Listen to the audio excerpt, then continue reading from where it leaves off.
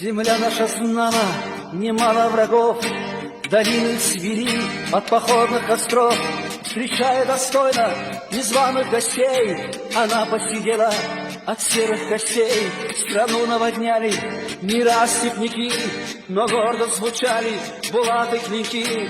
И знала Чечня половецкую рать, но все же сумела себя отстоять. Звенели кинжалы, визжала стрела, и смертью смерть попирала Чечня. Истории предков бессмертная гор, будь славен свободный чеченский народ.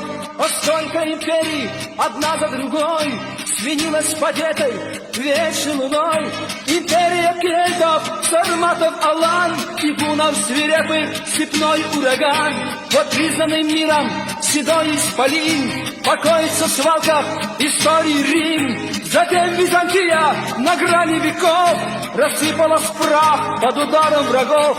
И сколько б не рушила она города, ушла в небытие золотая орда. И все они в руине, как древняя быль, лежат, превратившись в дорожную пыль. Запомни навек человеческий род, империи временный и вечен народ.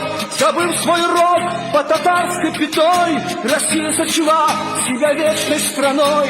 Империя эта кровавой стопой подняла народы под грубой стеной. Но пали два Рима, и их не видать, а Третьему Риму уже не бывать. Былой империи пройденный путь, ни танкам, ни бомбам его не вернуть. Предвидеть истории я не берусь, но знаю, падет имперская Русь, падет.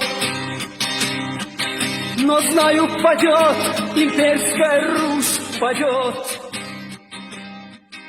Падет.